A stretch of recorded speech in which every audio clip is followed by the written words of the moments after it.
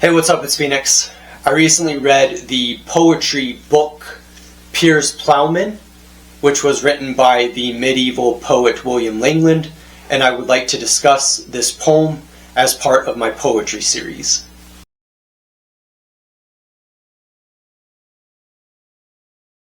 William Langland was a medieval poet who wrote the poem Piers Plowman, which is an allegory. And if you don't know what an allegory is, I will describe it briefly. An allegory usually features a narrative that is part of a larger theme.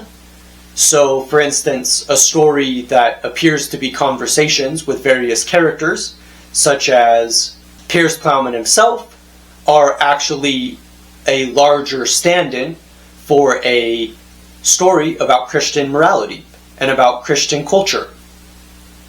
And the interesting thing about allegory is that allegory allows for deeper themes to be communicated, even while you're still telling a direct story. And I think allegory is actually very effective because you can often have characters, for instance, Charity. There's actually a character in here called Do Good, who is a character as well, and who represents doing better, doing good with your life, making right choices. And for a poem that's very much focused on this idea of focusing on your morality, focusing on your Christian beliefs and your Christian faith, this is very much a book that benefits from allegory because you're able to have these characters who converse with each other and talk about things that are very important to their belief system. Now, the interesting thing is there are actually two ways of describing the story. One is through the narrator himself, who is William Langland. So William Langland is literally the narrator, and he is actually describing the story. He's narrating the story. Then you have Piers Plowman, who is another character who is in the dreams, and who is very much focused on this embodiment of Christian values. And what I find interesting about this book is that it takes place in a series of dreams. So not only is it allegorical, it is also very dreamlike. Now, the thing that I find interesting about this poem is that it's very much focused on this very explicit Christian culture. That's what it was like in the Middle Ages. It was this very religious climate. But it does it in a way to where it tries to explore it through allegory, through poetry, through writing, and through these dream sequences. And it actually doesn't read like a traditional novel. Nowadays, novels might focus on the inherent complexity of an individual reader and their consciousness, and we might look at it that way, but this was actually almost a community-oriented book. There's actually a term called disputation, which is basically debating in medieval times, where you would look at things from different angles. And the interesting thing about this book is that it doesn't read like a traditional novel because it's these very loosely connected dream sequences. And even though the conclusion might be decided based off what the actual worldview is in this time, which is the Christian worldview, it is still very, very much focused on this complexity of understanding that it doesn't read the way that you might normally read a novel. And this actually makes sense because the novel didn't really develop the way that we recognize it today until at least the 18th century, with writers like Henry Fielding writing Tom Jones, or even the 1600s with Don Quixote by Cervantes, where you have these writers who are writing these long prose works, still discovering what a novel is, and William Langland was obviously writing before then. And so I find it interesting to recognize that you don't necessarily read the book like you might read a traditional novel. You actually try to read it in a way that is a little bit more fragmentary, a little bit more dreamlike, a little bit more loose and disconnected, but also definitely understanding the time in which this story was written. Now, to be clear, like I said, it is very much entrenched in that Christian worldview. That is very much a heavy part of it. But I think what's important to keep in mind is that it's very much a journey. It is a spiritual journey. It isn't just allegory, it's also a journey. It's an adventure. And so much of the book depends on how these characters are actually discussing and talking about things. And I think that that's what the story is about. And I definitely recommend reading it. And I hope that you'll check it out.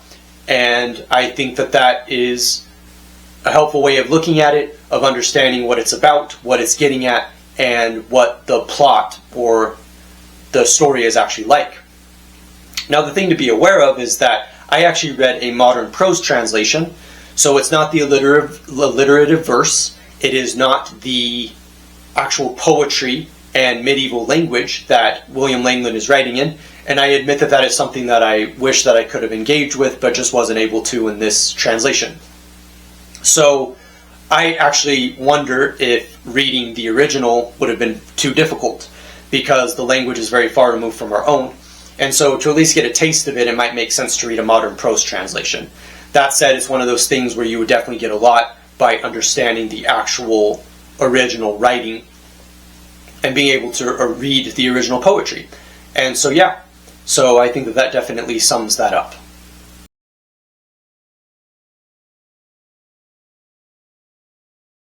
Now, the thing that's interesting about Piers Plowman is that I actually didn't really identify with it. I sort of identify with Piers Plowman and William Langland, these characters who were and people who are trying to understand the world, who are trying to live in this morally correct way. And so there does seem to be a little bit of an affinity towards this idea of trying to live in a way that is responsible, good, valuable, and meaningful. But as someone who might identify more with the atheistic worldview of Albert Camus, or someone who might like a modern book like Saint and Tango, by a writer who I can never pronounce his name, I admit.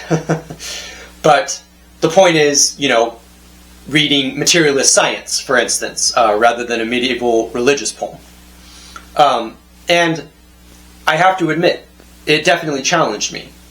When I studied English literature in college, the emphasis was very much on this kind of contemporary secular worldview. That seemed to be the emphasis. Sure, you could take classes on medieval literature, for instance, but there wasn't always a lot of context, there wasn't a lot of cross-pollination, there wasn't a lot of interdisciplinary discussion, and so it seemed to be the idiom of the day was indeed this kind of materialist, secular, very much even postmodern or post-postmodern view. It's a very contemporary setting. So I have to admit, I had to come to medieval literature through this complexity of trying to understand what these medieval authors are even talking about, especially when their worldview is so far removed from mine. And so I would say that even with my bias in education, Piers Plowman is absolutely worth reading. You don't have to like something in order to read it.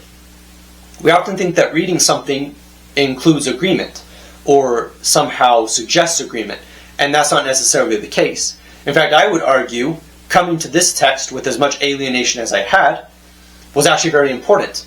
I actually really struggled with the text because I found it to be very heavy-handed. I found the religious conclusions to be very close-minded. I found it to be very rigid. I'm not even sure that the book was actually as enjoyable as I might read something by Orwell, for instance, or a Nobel Prize winner. I found the book to be very dry in that way, very didactic. I think it lost a lot of the subtext and meaning that I might have expected from a modern context. But this is exactly the point. You read these books because you challenge yourself. You read these books because you realize something that you might not normally realize about the things that you're reading and about the world. And I think that that's the counterintuitive argument that I want to make about Piers Plowman, is that try to read something that goes against your worldview, that goes against your purview. Try to read something that you might not have a lot of context for. I certainly had very little context for this book, even having studied medieval literature in school, having studied Chaucer. I've studied Dante on my own, for instance, and I definitely studied a lot of Arthurian legends. And so the point is that all of this kind of has this implication of, like, what does this mean? Like, I might be able to understand what it means, and yet I still don't know, despite having a background. And I think that's the point that I want to get at. Now, the reason why I think it's incredibly important to read things that you might not normally jive with, or that you kind of go against the grain, go against your grain, is because I think that that's what reading is about. I think we've come to the conclusion that reading includes agreement, and that we only read things that we agree with. I think this is unfortunate. The beautiful thing about reading something that is so old and something that has been around for so long is that there's this immense beauty in the writing. There's this immense beauty in the way in which things are described in the text. I think the reason why this is important is because this book has something to share. It has something to show. I actually think the fact that it doesn't conform or cohere to what we might expect from a modern book is actually very important. The modern tradition is not the authority on what all writing and literature is. And I might prefer Albert Camus, and yet I can still appreciate Piers Plowman, precisely because I understand that this kind of writing has value. It has something that it's trying to communicate. It has something beautiful that it conveys, and that it doesn't have to cohere to what we expect a book to be, especially with the fact that it's poetry. Poetry is very much marginal, and that means that because the poetry is marginal, that it's a form that we might not immediately be used to.